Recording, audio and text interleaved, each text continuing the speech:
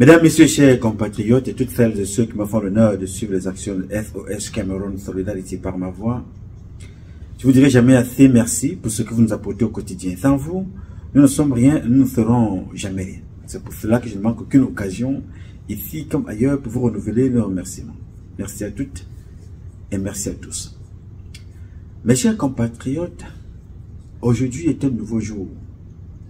J'invite donc chacun d'entre vous à célébrer la vie et à glorifier Dieu. Comme vous le savez, nous ne sommes rien sans le Dieu Tout-Puissant. Sans lui, nous sommes zéro, nothing, walloop. Alors, appelle-le comme tu veux. God, Allah, Zambe, Zamba, Zama, Tatabe, Si, Loba, Job, appelle-le, donne-lui le nom que tu veux, mais glorifie-le et célèbre la vie. Parce que sans lui, tu n'es rien et tu ne seras jamais rien. Mes chers compatriotes, j'ai choisi ce matin également, avant de sortir, d'échanger avec vous. Vous qui venez du Cameroun, vous qui venez d'Afrique, vous demandeurs d'asile. J'ai choisi de partager une confidence avec vous. Mais avant toute chose, quand vous vous levez le matin, buvez de l'eau. Parce que si vous ne buvez pas de l'eau, vous vous exposez à 3 maux très dangereux. Un AVC, une crise cardiaque et une hernie testiculaire. Pour les femmes, buvez Etam. AVC, crise cardiaque, hernie testiculaire. Pour les femmes, buvez Etam. Vous soignez tout le monde. À votre santé. Buvez toujours de l'eau. Moi, je bois de l'eau depuis ma naissance. Quand je bois quelque chose qui n'est pas eau, c'est un jus que j'ai composé moi-même. Là, nous sommes en train de vouloir faire des jus venant d'Afrique. Des jus bio. Bien. Mes chers compatriotes, vous êtes nombreux à me poser parfois beaucoup de questions. J'ai dit bonsoir, bonjour à mon jeune frère Raphaël au Cameroun. Et je salue toutes celles de ceux qui aspirent à quitter le Cameroun un jour. Mais sachant que vous pouvez aller là où vous voulez, mais la destination, au retour, c'est le Cameroun. Alors, je voudrais échanger avec vous ce matin. Je vais enlever les lunettes de mon ami Augustin.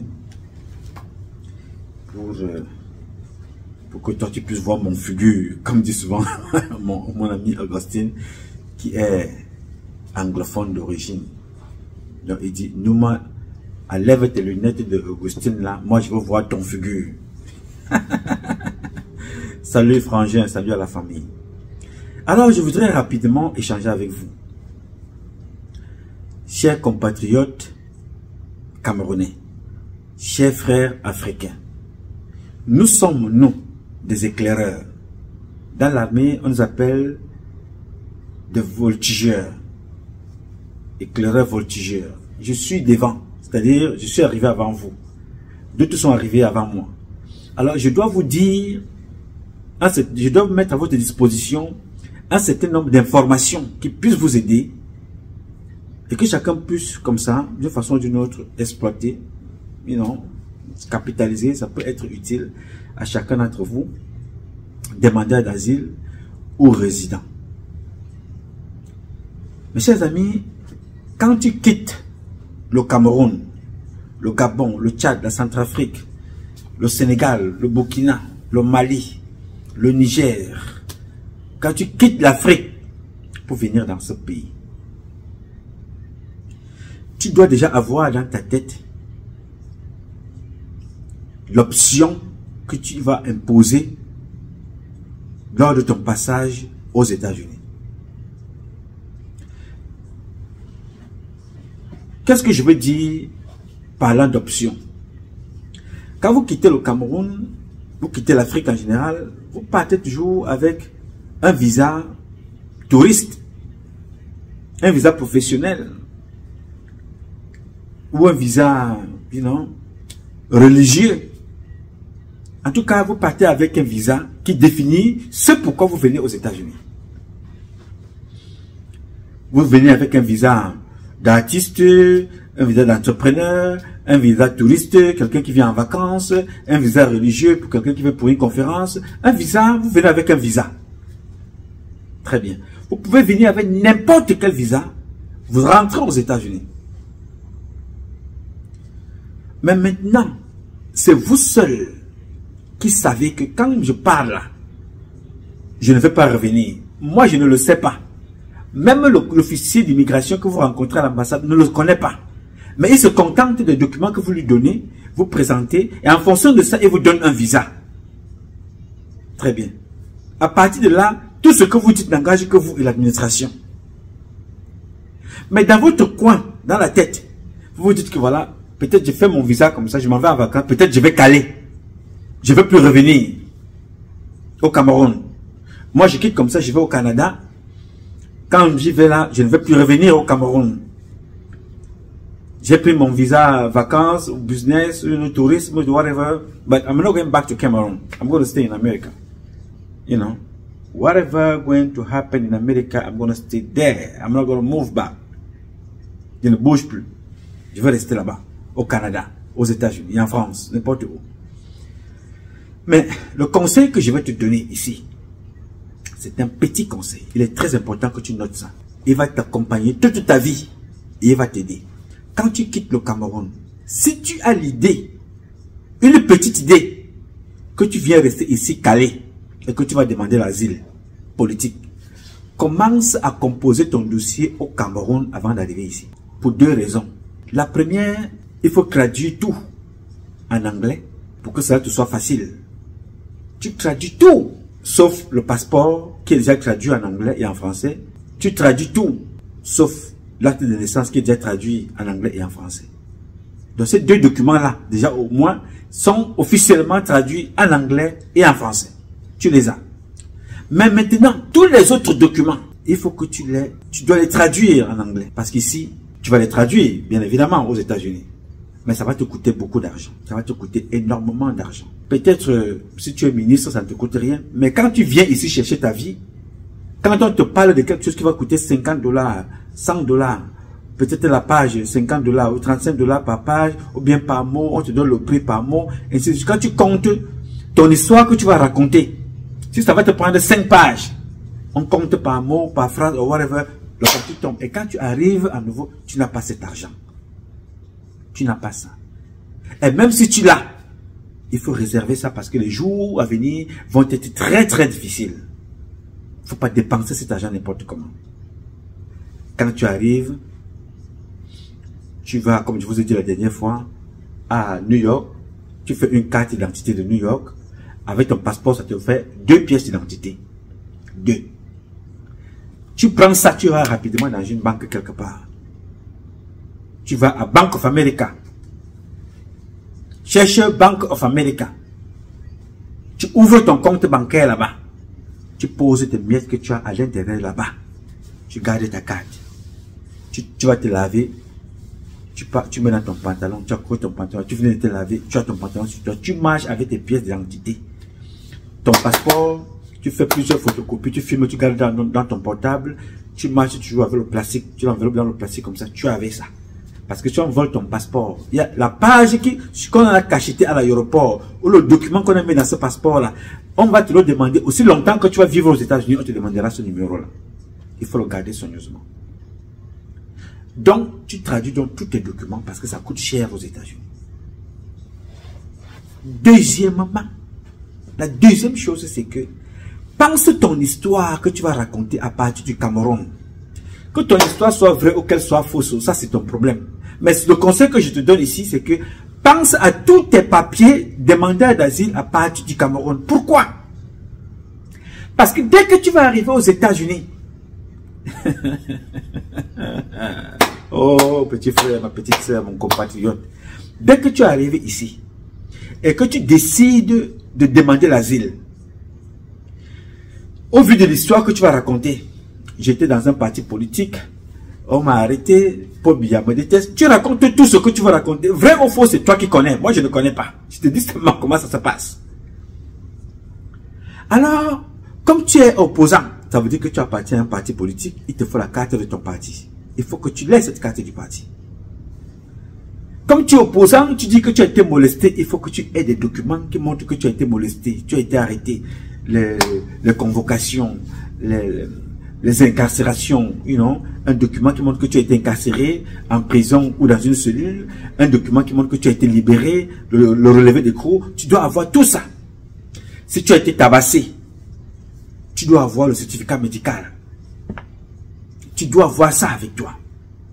Si tu as été, toutes les humiliations que tu as reçues, si tu as eu des blâmes parce que tu es dans le SDF, ou bien tu as un autre parti, alors que ton patron est dans le RDPC, il t'a fait beaucoup de problèmes dans ta fonction, des lettres, toutes sortes de menaces, tu dois avoir ça. Tu dois consulter ton dossier avant d'arriver ici. Parce que une fois tu es aux États-Unis, ma soeur, mon frère, tout document que tu vas demander au Cameroun te coûtera beaucoup d'argent. Parce qu'ils savent que tu demandes un document, un truc que tu peux avoir au quartier pour rien, pour 10 000 francs, peut-être le temps de payer un taxi bien un timbre, va te coûter 200 000 francs CFA, 300 000, 500 000. Et pendant que tu es aux États-Unis, tu ne travailles pas encore, tu ne les as pas les 500 000. Tu ne les as pas. Tu n'as pas les 200 000. Tu n'as même pas les 50 000. Donc, tout document que tu dois faire venir au Cameroun, même les témoignages, parce qu'il faut qu'il y ait des gens parfois qui peuvent témoigner pour toi, légalisés, certifiés, tu dois les avoir avant de quitter pour arriver aux États-Unis. Donc, tu dois les avoir dans ton papier. Alors, comme tu ne peux pas voyager avec tes papiers, qu'est-ce que tu fais? Tu fais tout ça. Tu vois un peu? Tu fais tout ça. Tu filmes. Tu filmes tout. Tu filmes tout dans ton portable. Et tu mets d'autres dans une clé USB. Tu mets dans ta poche, d'autres dans ton portable. Tu voyages avec ça. Le reste maintenant, l'adresse où tu pars. Si tu as déjà une adresse, en quittant dans le Cameroun, tu envoies ce courrier-là à ton adresse des originaux. Tu vois un peu? Tu envoies ça par la poste, ou les photocopies aussi, hein. Tu peux voyager avec les originaux, on ne sait jamais. Mais si on t'arrête à l'aéroport et que tu as menti sur billet, et que le policier commence à fouiller, tu veux les enveloppes. Bon, c'est vrai qu'il ne fouille pas les enveloppes des gens, il ne fouille pas les papiers, tu mets ça dans ta valise là-bas en bas, il n'y a pas de problème. Mais pour plus de sécurité, tu fais 2 envois. Tu fais des photocopies. 3 photocopies. Tu laisses un dossier à un parent au Cameroun, au cas où ton dossier se perd. Tu voyages avec un. Mais le second, le troisième, tu l'envoies par la poste. Par Express Mail. Ça est non chez nous au Cameroun. DHL. Tant pour moi, tu envoies ça par DHL. Ici aux États-Unis, c'est Express Mail quand ça sort. Au Cameroun, pour venir, c'est par DHL. Donc tu laisses un dossier bien préparé, les photos de là où tu étais en cellule, les photos de là où tu étais en prison, les photos de là où tu étais molesté, ou toutes les photos, tu emmagasines, tu mets dans ton portable, d'autres tu imprimes. Si tu as la possibilité de faire parler de ton histoire dans un magazine, dans un journal, tant mieux. Tu fais parler de ton histoire et tu amènes aussi le journal. Que ton histoire soit vraie ou fausse, ce n'est pas, moi je ne connais pas. Moi je te dis seulement ce qui va t'aider parce que ici l'avocat aura besoin de preuves. L'officier d'immigration aura besoin de preuves de ce que tu dis. Il faut qu'il entende ce que tu dis. Il faut qu'il ait des preuves. Le certificat médical. Des écrits. Les condamnations. Les emprisonnements arbitraires. Les interpellations. Les menaces de mort. S'il y a des journaux qui ont parlé de tout ça, tu concoctes un dossier comme ça, là, tu fais 3 exemplaires. Un, tu voyages avec dans tes habits. Un autre, tu envoies par la poste, DHL, à l'adresse qui va t'accueillir. Et l'autre, maintenant, tu laisses à la maison au cas où tu auras besoin de quelque chose ou un document est perdu ici. Tu demandes à maman, à papa ou à ta soeur de t'envoyer ça. Ici. C'est très important parce que ça coûte très cher. Et dès que le dossier là arrive ici, tu arrives. Tu es ici donc sur place. Première des choses, je vous ai dit, tu pars à la poste. Tu ouvres une adresse postale. Là-bas à la poste. Tu gardes ton dossier là-bas. Une copie de ton dossier là-bas à la poste. Parce que la poste, tu payes 6 mois, aujourd'hui tu payes 1 an. On ne paye pas tous les jours. Donc l'argent l'argent que tu as ramené ici, concentre-toi pour que tu aies une adresse fixe qui ne va jamais se perdre. que tu ne peux pas changer. Ton adresse, elle est fixe. Tu vas déposer ton dossier là-bas. Tu fais une copie. Si tu as déjà un avocat, tu vas donner à un avocat. Ton dossier est gardé là-bas. Tu ne gardes rien à la maison là où tu dors. On ne sait jamais. Je vous dis toujours, il faut toujours prendre des précautions. Ça peut mal se terminer, on te chasse de la maison la nuit. Ça peut mal se terminer, on te chasse de la maison en partant. Tu oublies même ton dossier. Tu ne donnes ton dossier à personne. Je répète, tu ne confies ton dossier à personne aux États-Unis. Je reprends, tu ne donnes ton passeport à personne aux États-Unis. Et personne ne doit savoir quelles sont tes intentions. Ne raconte ta vie à personne. Mais, quand tu arrives, sois comme toute personne qui est étrangère. Même si c'est dans la maison de ta soeur, ne parle pas dans sa marmite, parle la nourriture. Attends toujours qu'elle te serve. Et lève-toi le matin, essaye de faire quelque chose dans la maison. Tu peux balayer, tu peux nettoyer en attendant chercher le boulot. Ne te lève pas après tout le monde, parce qu'on va toujours te faire dormir au salon. Oui, monsieur.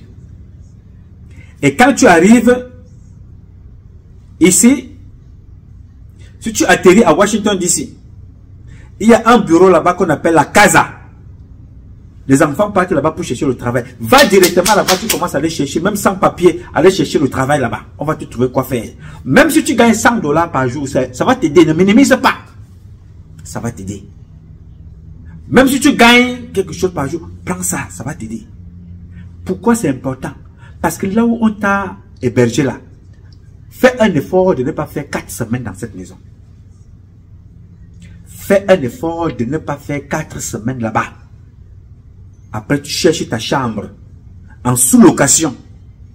Ça va te coûter entre 300 et $500. Ça dépend des chambres et ça dépend des quartiers. Mais ça commence à partir de $500. You know? Tout est inclus à l'intérieur. C'est-à-dire que l'eau, l'électricité, la chambre. Parfois, tu trouves que la chambre est vide. Tu achètes ton matelas, tu mets là-bas. Ne cherche pas le luxe. Cherche où tu vas poser ta tête et te lever le matin. Parce que quand tu arrives aux États-Unis, le plus important n'est pas le papier. S'il te plaît, il faut que tu comprennes ça. Le plus important quand tu arrives aux États-Unis pour la première fois, ce n'est pas les papiers.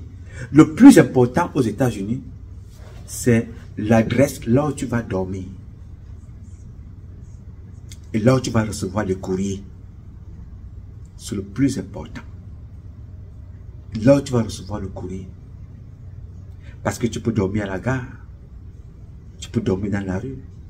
Tu peux dormir dans un logement social. Tu peux dormir là où on t'a accueilli. Mais là où tu es sûr de recevoir tes courriers de façon constante, c'est là où c'est important. Alors pour ton courrier, il n'y a pas meilleur que la poste. Même si tu dors chez ta soeur, même si tu dors chez ton beau-frère, même si tu dors chez qui, sauf si c'est ton époux qui t'a fait venir, regroupement familial, vous vous êtes mariés, whatever, là bon, vous êtes obligé. Et même jusque là, tu utilises son adresse, mais quand tu arrives rapidement, va ouvrir ton compte en cachette. C'est un conseil que je te donne. Quelle que soit la personne qui t'invite ici, va ouvrir ton compte bancaire en cachette. Et si tu ouvres ton compte bancaire en cachette parce que tu es en couple, parce que tu ne sais pas, les mariages ici, mon frère et ma soeur, quand tu croises un Camerounais qui a marié sa femme, ils sont ici 5 ans. Quand tu le croises en route, même s'il ne te connaît pas, tu dis que ça c'est mon épouse. Ou ça c'est mon époux, nous sommes ici depuis 5 ans, ensemble. Mets-toi au garde-vous, il faut les saluer, tu les respectes. Est-ce que tu comprends ce que je te dis? Quand tu croises un couple ici, ils te disent que ils sont ici depuis 5 ans. Ensemble. Vivent dans la même maison. Mets-toi au garde-vous, tu serres les 2 jambes, tu formes au lever et tu salues. Ceux te disent qu'ils sont là depuis 2 fois 5. Ça veut dire 10 ans, ils sont ensemble. Mets-toi au garde-vous, salue les 2 fois. Tu dis merci, salut, bravo. Je ne te parle pas de 15 ans, je ne te parle pas de 20 ans. 20 ans, tu te mets même à genoux, tu dis, papa, que Dieu vous bénisse. Tu mets un genou au sol, tu dis, mon frère, ma soeur, que Dieu vous bénisse. Le mariage à l'étranger, c'est la guerre, c'est le combat, c'est la tactique, c'est la stratégie. C'est-à-dire que je n'ai jamais compris ça. Comment les gens qui sont venus chercher dans un pays sont obligés de faire la guerre. Donc quand tu croises un couple camerounais, un couple africain, j'ai mon ami Ambroise. Il est camerounais, sa femme est sénégalaise. Ils sont ensemble depuis plus de 20 ans. Quand je les vois, je commence à dire, je prie d'abord pour eux, dire salam alaikum, que Dieu vous bénisse. Je fais la prière en toutes les langues. Parce que c'est une fierté. C'est un honneur de côtoyer des gens comme ça. Parce qu'ici, là, le mariage se casse comme ils ont commencé. Donc, tu ne sais pas, l'homme qui t'a fait venir, où il t'a fait venir pour que tu viennes servir d'esclave, où il t'a fait venir pour que tu viennes servir de caution pour des crédits, ou bien la femme qui t'a fait venir, elle t'a fait venir pour venir servir d'esclave, ou bien des cautions pour le crédit. Tu ne connais pas. Alors, pour plus de sécurité, tu as ton compte bancaire quelque part dehors. Tu as ouvert, si vous êtes en couple, tu as d'abord, ça va changer quand tu te rends compte que voilà, le couple est vraiment stable. Là, vous avez déjà un enfant, et même quand vous avez des enfants, on ne sait jamais. Oui, mais je te dis, tout ce que je vous dis là, c'est pour éveiller votre esprit, pour vous faire comprendre que quand vous venez demander d'asile, aller vivre aux États-Unis, à l'étranger, ailleurs, ce n'est pas une vie paisible. Vous aurez toutes sortes de problèmes. Toutes sortes de problèmes. Il faut se préparer en conséquence.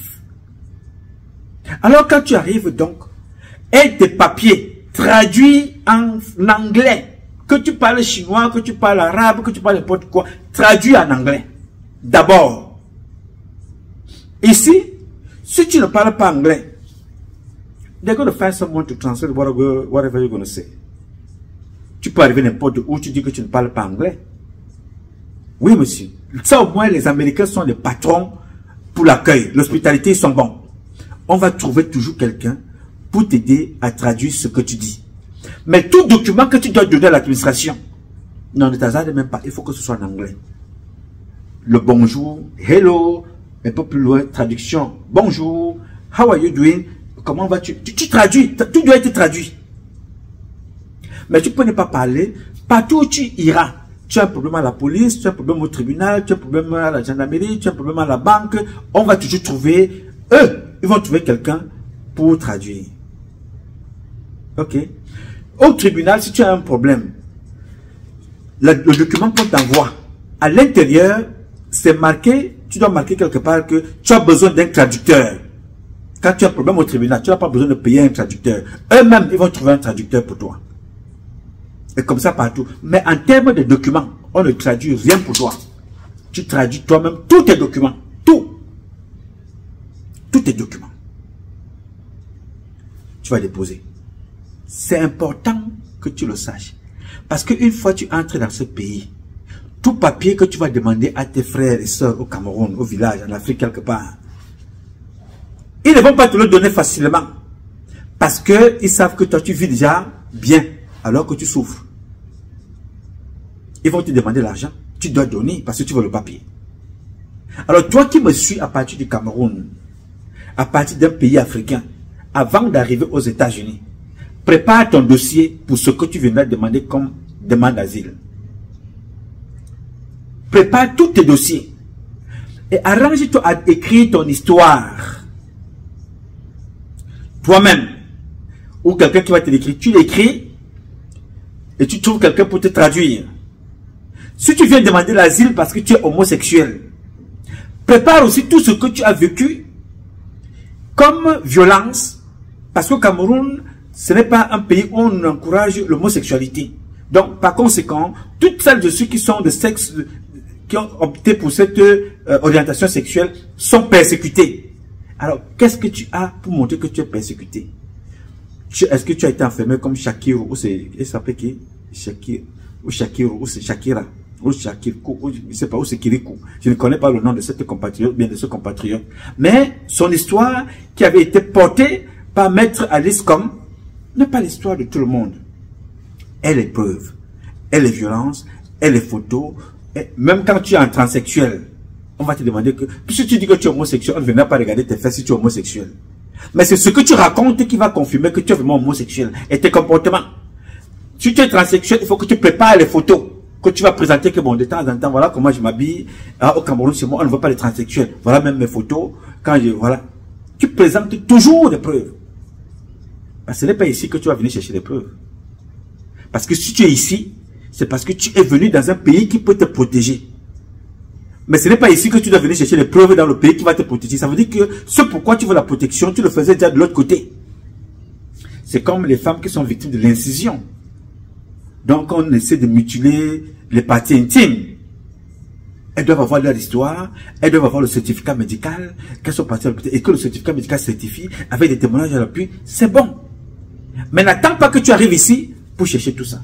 Ça va devenir très compliqué pour toi. Si quelqu'un s'assoit ici pour t'écrire ton histoire, ça va te coûter beaucoup d'argent. Quelqu'un va te faire comprendre que oui, tu vas me payer $2000, tu vas me payer $1500 pour que je fasse ici, tu vas me payer $700 pour que je fasse machin, et c'est sûr. Tu ne vas pas t'en sortir. Prépare-toi avant d'arriver. Renseigne-toi bien. Renseigne-toi des États. Il y a des États aux États-Unis qui sont allergiques aux demandeurs d'asile. Ils ne veulent même pas entendre. C'est trop compliqué dans certains États. Renseigne-toi les États qui sont accueillants. Cherche. Vous avez des États qui ont une population dense africaine. Dans le Maryland, dans le New York. Il y a des États. Il y a aussi des États qui sont accueillants, qui n'ont pas beaucoup de demandeurs d'asile là-bas chez eux, et qui sont aussi très réceptifs. Qui n'ont pas beaucoup de demandeurs d'asile. Ils ne sont pas comme New York. Ils ne sont pas comme Maryland. Ils ne sont pas comme dans d'autres pays. Mais il y a des États, ils ont très peu de demandeurs d'asile, mais qui sont aussi des États qui n'aiment pas une certaine couleur de peau. Vous comprenez? Donc tout ça, il faut paramétrer ça dans ton cerveau. Il faut te préparer en conséquence. Et prépare-toi aussi en conséquence que tu peux arriver comme ça. La personne qui t'a accueilli change d'humeur. Il t'abandonne à l'aéroport. Quand tu étais au Cameroun, il te dit non, viens, mais comment? Mais Alain, mais dès que tu as ton visa, mais viens à la maison. Mais comment? Mais les chambres sont là. Dès que tu arrives, tu m'appelles. Quand il te dit ça, il est sûr que tu n'auras jamais de visa. Mais si tu arrives, tu as le visa et qu'il n'était pas prêt à te recevoir, dès que tu appelles, il va décrocher pour la première fois. Oui, Alain, comment vas-tu? Comment? Oh, ça va, et toi, ça fait des points. Mais comment on ne s'est pas parlé depuis quand même un moment? Mais ça va, comment ça va au Cameroun? Tu dis ça va, mais au pays là-bas, ça va, il est quelle heure là-bas? Tu dis non, Tara, je ne suis pas au Cameroun, hein, je suis à l'aéroport, je suis à JFK. La voix commence à changer. Alors, tu dis que tu es où? Oui, papa, je suis arrivé à JFK ce matin. Toi, tu es enthousiaste. Je suis arrivé là, à JFK ce matin, là. Ah, oui. JFK. Oui, JFK, hein. Quand tu dis, oui, JFK. Il est là, sa tête, ça bourdonne. Comment, qu'est-ce qu'il va faire maintenant pour ne pas venir te chercher? S'il n'est pas préparé à t'accueillir. Bon, ok, ça c'est bien. Oh, bienvenue. Bienvenue. Le riz est là, quoi. Il est dépassé. Oui, bienvenue. Parfois, mais il le silence, il est en train de réfléchir. Et toi, tu es de l'autre côté, tu dis, allô? Oui, excuse-moi, je suis là, c'est le réseau qui dérange. Et il est là. À ce moment, le téléphone se coupe. Il ne répond plus. Si le téléphone ne se coupe pas, il va te dire, bon, ok, bon, comme tu as JFK là, je vais te rappeler, hein. Tu te rappelles tout à l'heure, je vais voir comment il peut prendre une permission pour venir te chercher. Il raccroche. Il ne t'appellera plus. Prépare-toi à ça. Oui, monsieur. Prépare-toi à ce que ça t'arrive, que tu dormes à la gare. Prépare-toi à t'arriver que tu dormes à l'aéroport. Que la personne qui a dit qu'elle devait t'accueillir ne t'accueille plus. Prépare-toi à ça. Prépare-toi à toutes les éventualités. Prépare-toi aussi que la personne qui t'accueille te dise au bout de 10 jours que bon, vraiment, il faut que tu contribues à payer la maison. Prépare-toi. Prépare-toi à ce que la personne qui t'accueille au bout de 2 semaines te demande d'aller chercher ailleurs. Prépare-toi à toutes les éventualités. Et maximise même la pire des éventualités, que tu dormes dans la rue. C'est très important tout ça. Mais chaque chose qui puisse t'arriver sur cette terre des hommes, sache que Si les gens ont réussi à vivre aux États-Unis, sache que toi aussi tu dois vivre aux États-Unis. Personne n'a porté ce pays ici et venu avec ça sur sa tête. Nous sommes tous venus ici. Les premiers qui habitaient ici, ce sont des Indiens. Et on te dit ça, le jour où tu vas demander ta naturalisation, on va te poser la question là. Quels étaient les premiers peuples à vivre ici? Indians. Les Indiens étaient les premiers. Who live first in America? Who live first in America? Indians. American Indians. American Indians. On va te demander ça. Donc, personne n'est venu avec la terre américaine sur sa tête. Nous sommes tous venus. Donc, si quelqu'un, tous ces gens que tu vois vivre là, ont vécu ici, là, ça veut dire que toi, tu peux vivre ici. Donc, il ne faut pas que tu te décourages. Non, ne te décourage pas. 99% des personnes qui vivent aux États-Unis ont une histoire qui n'est pas toujours glorieuse. Chacun a une histoire à raconter pour obtenir sa green card.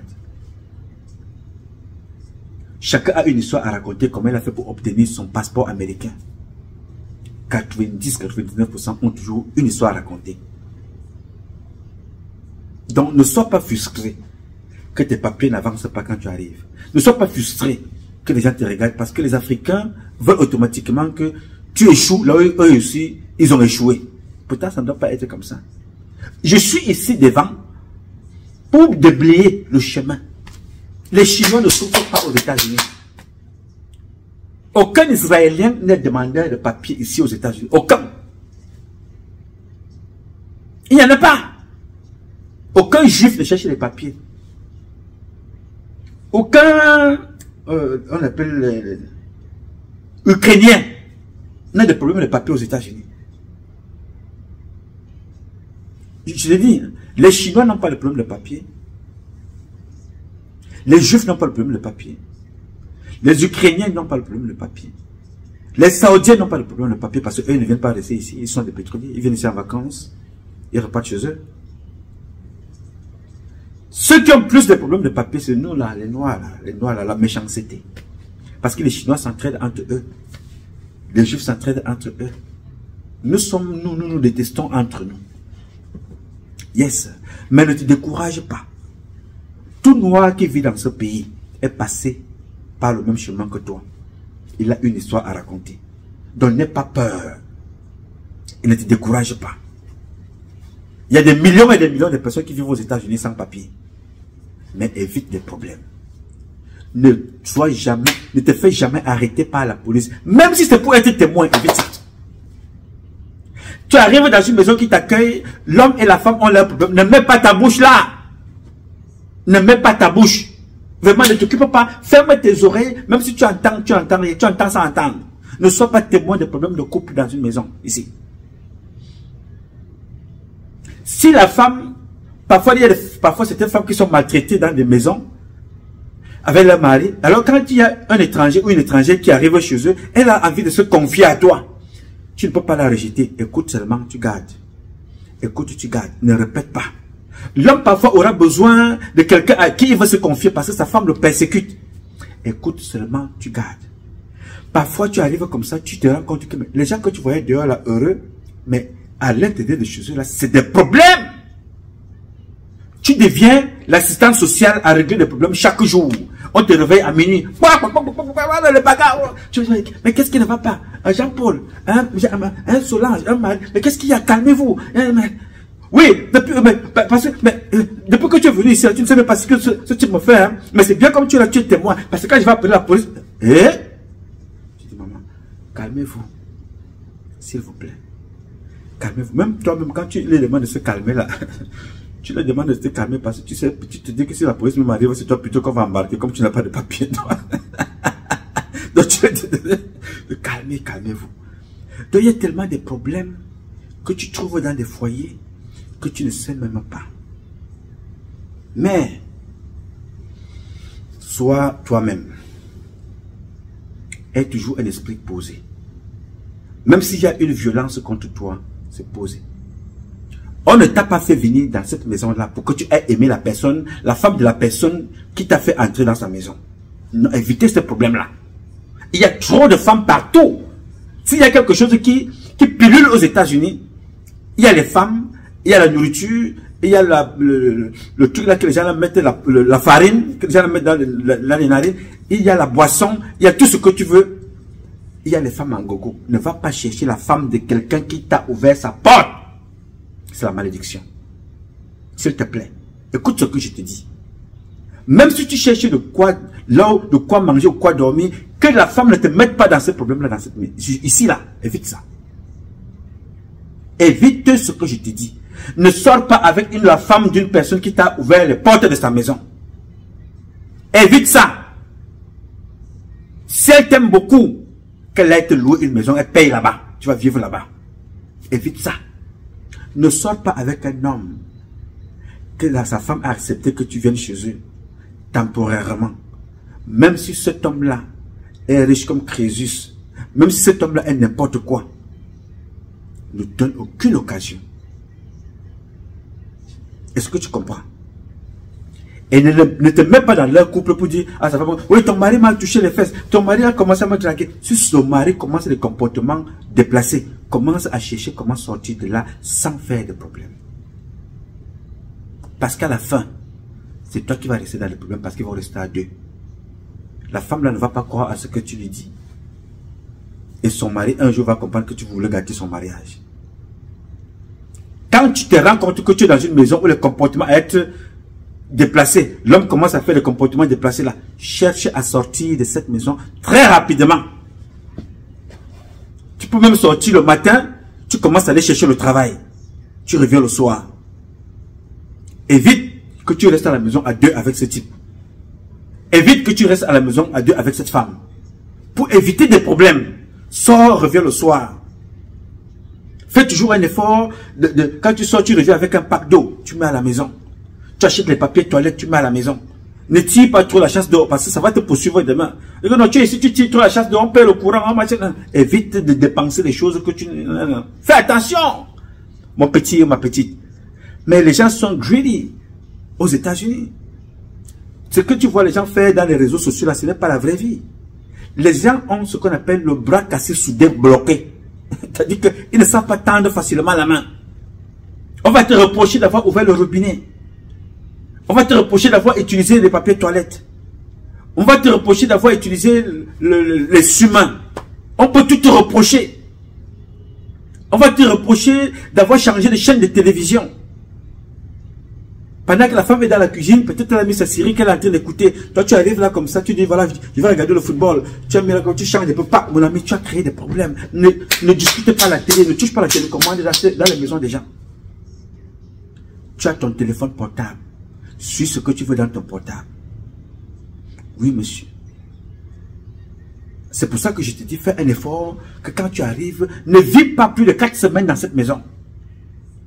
Non! Prépare-toi en venant.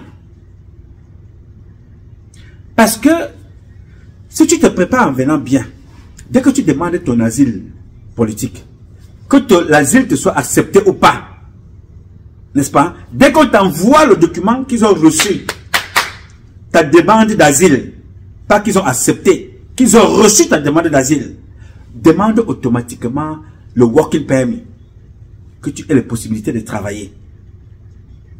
Donc ça te fait quoi? Ça fait que si tu as le visa d'entrée aux États-Unis, le conseil que je peux te donner, quand tu arrives ici, si c'est quelqu'un qui t'a invité, arrive avec au moins 3000 € dans ta poche. Au moins. Parce que la personne qui t'a accueilli, ne lui dis pas que tu as un centime, hein? Non! Ne dis pas que tu as même déjà vu 5 $. Mais en venant, apporte des provisions. Oui, comme chez nous. En venant, tu apportes des provisions, les bâtons de manioc, machin, la personne qui va t'accueillir. Toi, tu arrives en stratège. Tu peux apporter tout. Tu peux m'apporter 500 kilos de vivres. Tu ramènes ça. Mais dans tes 3000 $ que tu empoches, commence à chercher ta chambre. Dès que tu as déposé ton papier à l'immigration, passant par l'avocat, dès que le résultat arrive, qu'on a accepté ton dossier, qu'ils ont reçu, pas accepter ta demande d'asile parce que ça peut prendre 1 an. Mais entre-temps, dès que tu demandes le gouvernement américain, Homeland Security doit te donner l'autorisation de travailler. Oui. Et quand tu as cette autorisation de travailler, va travailler. Dès que tu l'as, ça te permet de payer ta chambre. 500 $ quelque part. De suivre ton affaire. En même temps, l'argent que tu travailles permet que chaque fois, tu vas aller payer l'avocat. Parce que tu ne payes pas l'avocat cash. Non. Tu négocies avec l'avocat.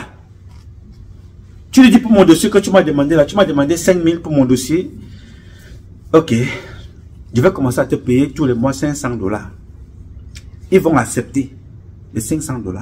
Et chaque fois que tu acceptes, tu payes, ils te donnent un reçu. Chaque fois, ils te donnent un reçu. Tu vis chez toi, chaque mois, tu vas lui payer ces 500 $.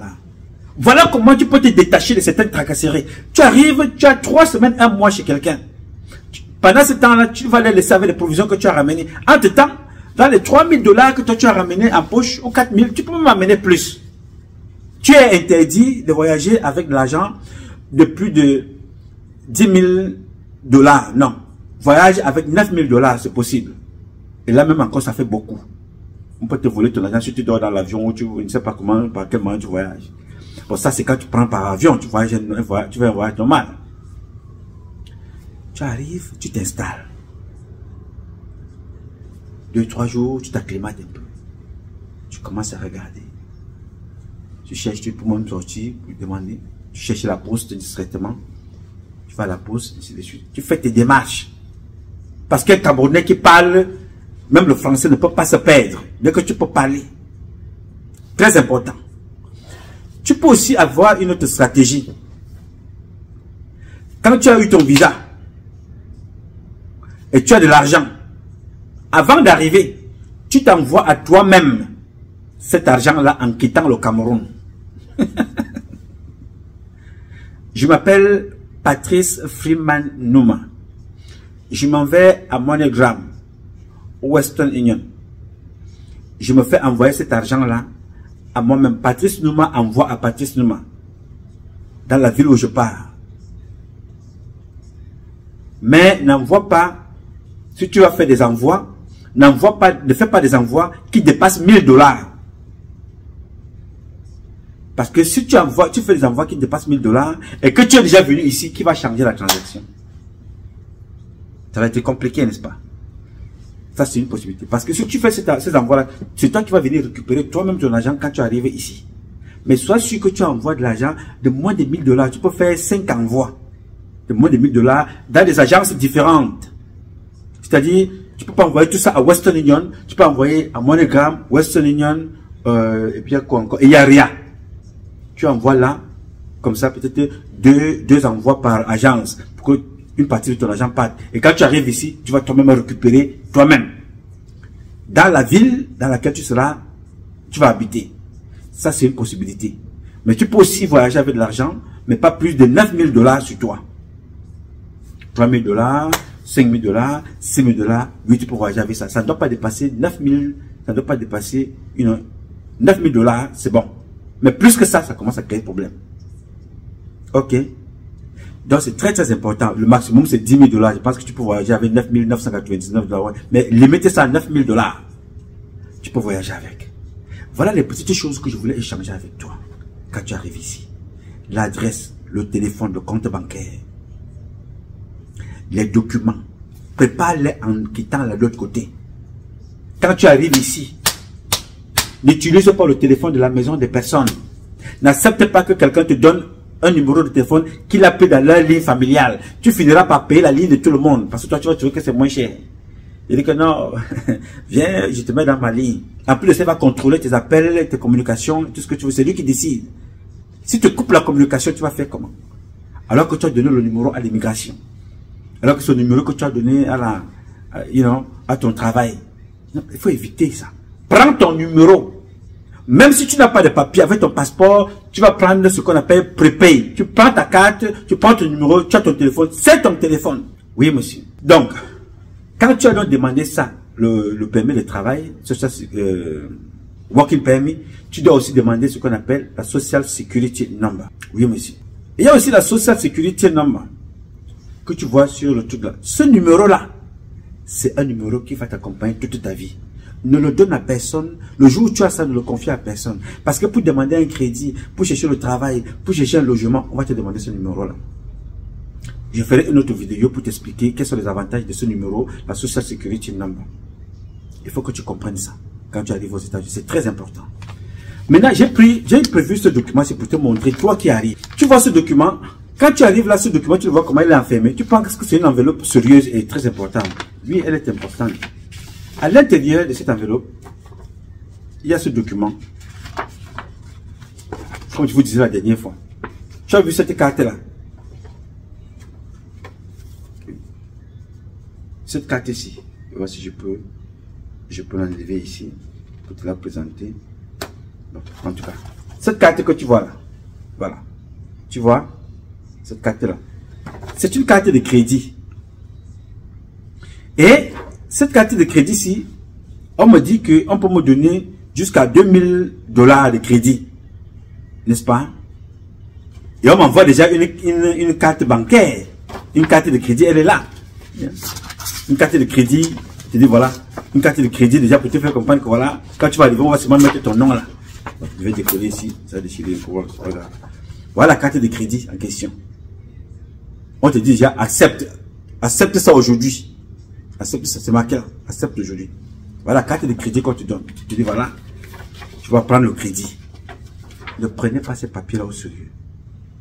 Quand ça arrive chez toi, dès que tu vois ce truc là arriver, tu ouvres, tu vois que c'est Credit One et whatever. Ils ont mon nom, hein, ils ont mon nom, mon adresse, ils ont mis mon nom là, tu vois, le Patrice. Prends ça, déchire rapidement, déchire ça, c'est même la carte là, tu déchires, tu jettes ça dans la poubelle, vite fait. Ne prends aucun crédit aux États-Unis avant d'avoir eu la possibilité de payer un crédit. Ne prends pas les crédits. Et les documents comme ça, vous allez les recevoir comme ça. Dès que tu reçois ton autorisation de travail, dès que tu reçois ta Social Security, avant même que tu ne reçoives ta carte de résidence. Parce qu'il y a des gens qui ont des maisons, qui ont acheté des maisons ici, sans avoir la green card. Hein. Il n'a pas de papier, mais il a son working permit, il a sa Social Security, il a acheté une grande maison, il travaille, il paye son loyer, il paye sa maison, mais il n'a pas de papier. Il paye ses crédits. Toi, tu ne dois pas faire cette erreur au début quand tu arrives. Ton but n'est pas d'acheter la maison. Non. Ton but, c'est d'avoir des papiers et de travailler. Ton but n'est pas de t'endetter. Ne t'endette pas. Même si on te dit que c'est $5, ne t'endette pas. Si tu arrives à l'aéroport, tu n'as pas de quoi prendre ta carte de ton numéro de téléphone. Appelle-moi. SOS Cameroon Solidarity. On peut au moins te prendre une ligne téléphonique. On va t'aider à payer. Tu n'es pas obligé de me voir. Tu appelles au téléphone, tu me dis que tu as pris une ligne téléphonique quelque part à ton nom et toi-même. On paye, on n'a pas besoin, je n'ai pas besoin de bouger. Ou bien ceux qui travaillent avec moi n'ont pas besoin de bouger pour le faire. Ok. Donc toutes ces petites choses-là, je voulais te dire ça pour que tu prennes conscience que tout le monde peut vivre aux États-Unis. Donc le premier ennemi de toi aux États-Unis, c'est d'abord toi-même. Comporte-toi. Ne te mêle pas de la vie des gens. Et ne laisse pas les gens se mêler de ta vie. Ne raconte pas ta vie à n'importe qui. Ton secret est ton secret. Il y a des femmes ici qui sont là depuis 5 ans. Leur dossier traîne. Elles montent et descendent. Elles pensent peut-être que c'est la malchance, c'est difficile. Non, c'est leur comportement depuis le Cameroun. Les gens, les Kwakwato, les Waya Waya Woman, ça bavarde beaucoup, le Congo, ça te suit. Tu entres dans les vies des gens, tu racontes tout n'importe quoi, ça bloque tes papiers. Ne raconte pas ta vie à n'importe qui, ma soeur. Ne raconte pas ta vie à n'importe qui, mon frère. Tu es venu ici chercher ta vie. Cherche ta vie pour tes parents, pour tes enfants, pour ta femme ou pour ton mari.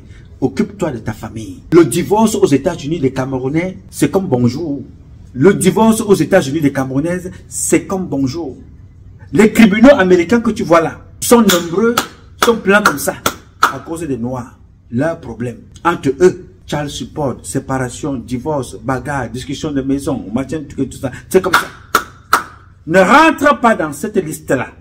Prochainement, nous allons faire une vidéo également, après celle de la Social Security, nous allons faire une vidéo sur des rencontres, les femmes aux États-Unis.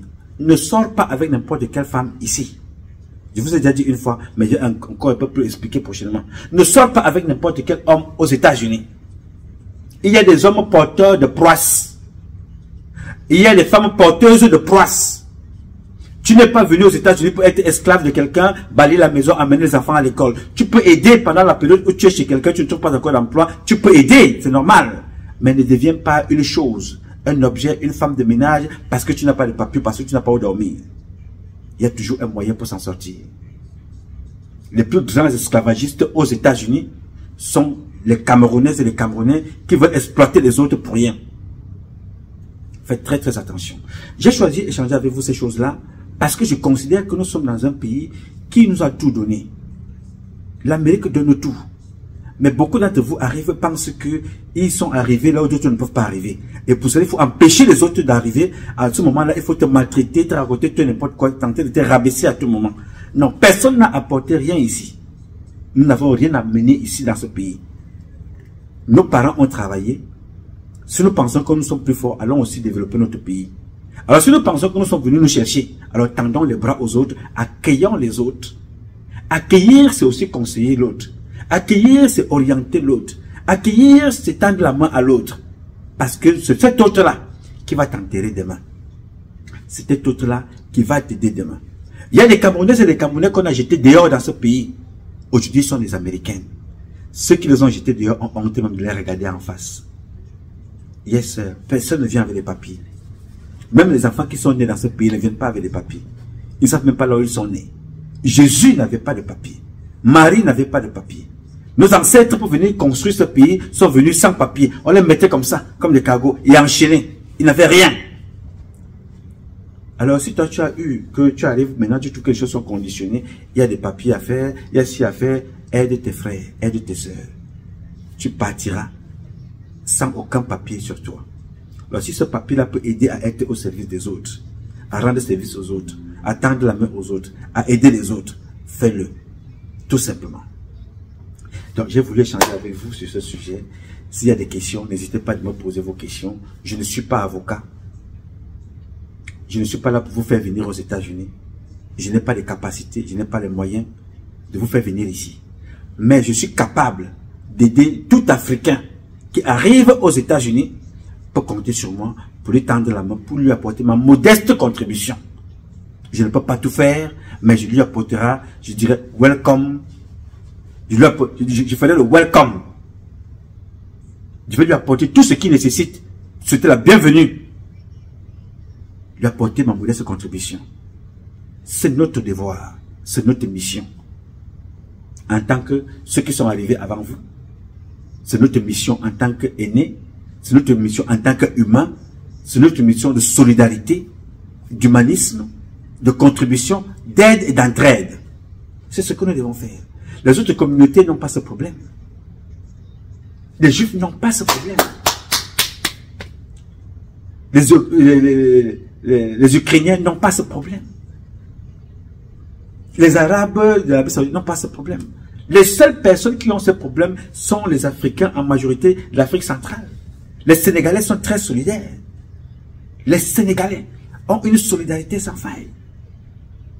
Donc, je voulais te donner ces quelques informations avant que tu n'arrives, avant que tu ne prennes ton vol, que tu saches. Mais ceux qui sont déjà ici sur place, s'il y a des questions, n'hésitez pas à m'appeler. Vous connaissez mon numéro.